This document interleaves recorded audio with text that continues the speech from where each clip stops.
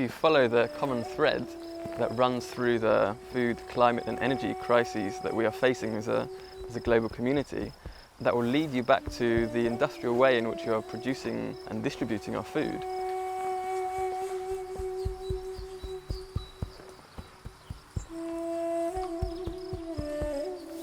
One of the biggest ways that we can make a difference in our everyday lives is to actually be in control and know where our food is coming from.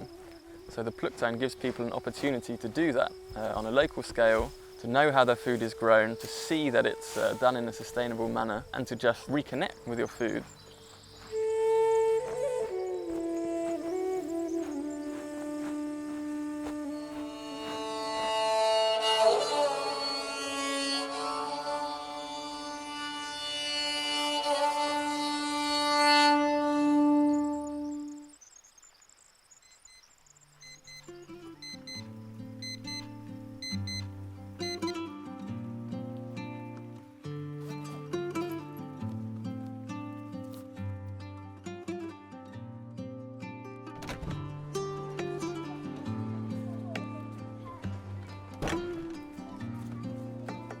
My name is Chris Chancellor.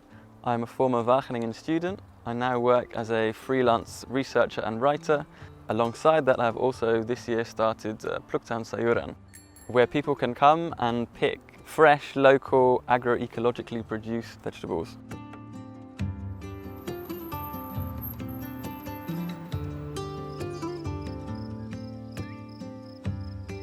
I'm renting 3 plots of land within a pre-existing market garden called Pluktuin de Bosrand that has already existed in Wageningen for 10 years.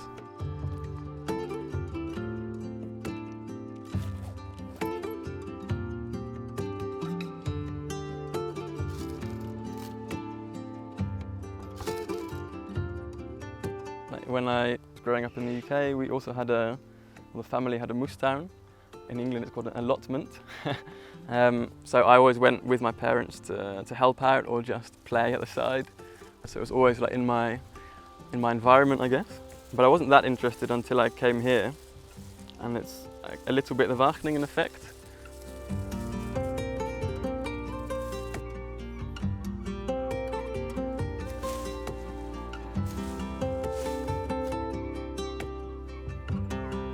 My field of study was international development studies, and then I was mainly interested in sustainable food systems and land rights issues.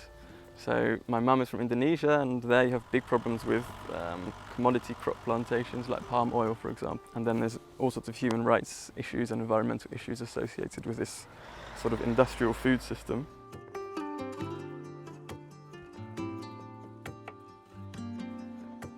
So then I started getting more interested in like, okay, how can you actually, what's an alternative to this? How can you actually grow stuff on a smaller scale or in a more responsible way? So then I started learning about that more for my studies. But then I thought, okay, why can't you just do this yourself actually?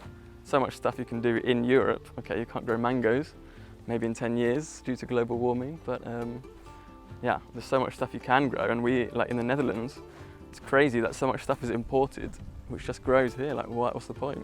Seems a bit silly.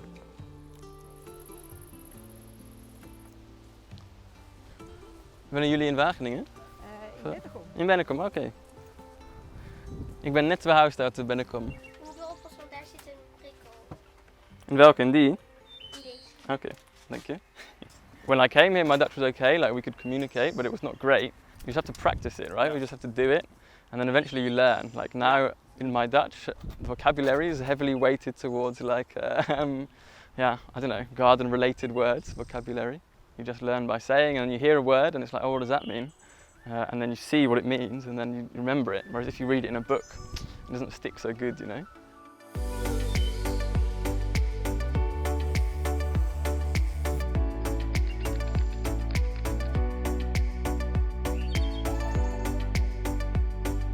I also want to make people excited about different types of food. Now we have pak soy, snijbeet, lots of different varieties of lettuce, so sla. We have 3 different varieties of carrots, different colours, so one orange, one purple, one yellow. 3 varieties of cherry tomatoes, 3 varieties of meat tomatoes, like vleestomaten. We have snijbonen, 5 different types of courgettes. And then herbs, there's basil, there's thyme, there's lemon thyme, parsley. Just for people to taste stuff that they've never seen before, I think is nice. Yeah, so Oost-Indische kurs. Very delicious, a bit peppery. Yeah, a bit spicy. Now that it's the summer, they really, the taste is much stronger. There are no chemicals used here, and care is taken to grow things in a way that is friendly for nature, but not just that, so it actually works as much as possible, sort of in sync with nature. These sorts of varieties can be picked here, so it doesn't matter about the transport, whereas industrial varieties that you'll find in the supermarket, they've been specifically developed in order to survive that transport process. So they have a very hard skin, and that's not very delicious actually. So some of these varieties, when they're ready, they will be like these meat tomatoes, and they're much bigger, fleshier and softer. That's really delicious, but doesn't transport so well. You know, there are options to buy food locally and in a sustainable manner, and that doesn't have to be so complicated. Well, there is really a very simple option where you can just see the food that is produced before you, see how it's produced, taste the difference. Yeah, so I want to show people that that is possible, and someone like me who had very limited understanding of how to grow stuff 2 years ago can produce a lot of food on a small area and feed a lot of people. So I think just for people to be able to see that with their own eyes